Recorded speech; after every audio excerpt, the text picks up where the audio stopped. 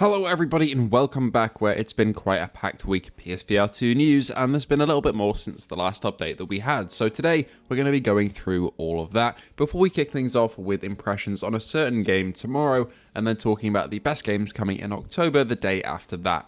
With that being said, let's thank our patrons and members and let's kick this off, shall we? But we will kick things off with one of the most obvious and well-known pieces of PSVR news over the last week, which of course is Flight Simulator. Now, I've had some time to kind of sit down and think about this port a little more, and one, it's really exciting. Two, I'm very interested to see how they handle this one in terms of porting it to PSVR2 with the PS5 hardware, but I do have some theories about where corners could be cut and how things could be pieced together, and I will be covering that in a future video. Even though I'm not a game dev, I have some ideas about how maybe they'll string this all together using DFR and some other things as well, so we'll tackle that in a future video. But just in case you missed it somehow, yes, Flight Simulator 2024, not 2020, the latest one, 2024, is coming over to PS5 in December, and then at some point next year, I'd imagine in the first half of next year, if I had to guess, we're going to be getting Flight Sim in VR on PSVR 2. This makes PSVR 2 for me, honestly, maybe the best sim platform that's easiest to get into in terms of virtual reality.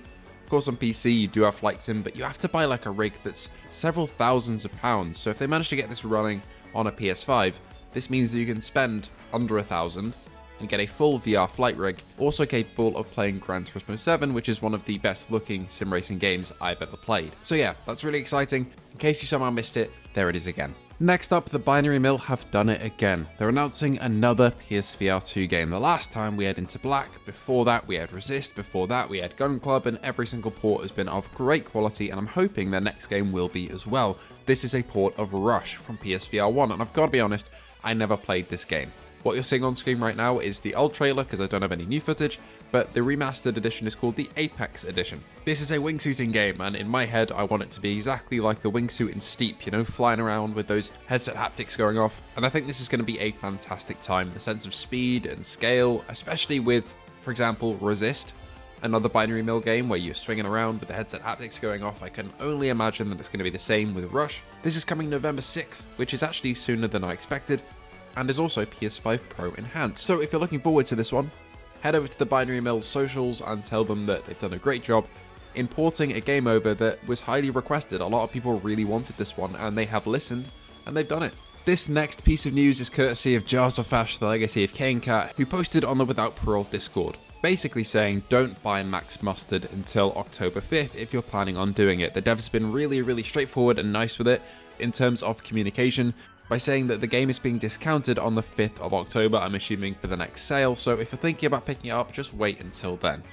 The reason for this is to celebrate Richie's Plank experience being wishlisted, and we'll talk about that in a second, and also Max Mustard's 1-year anniversary. I really enjoyed this platformer. It just has an aura of polish and fun, and is very charming, so if you haven't picked it up yet, wait until the 5th, and then buy it once the price drop happens. Or if you want to buy it now, you can just support the devs and give them more money, I guess, but from a consumer side of things, wait until the 5th, pick it up then.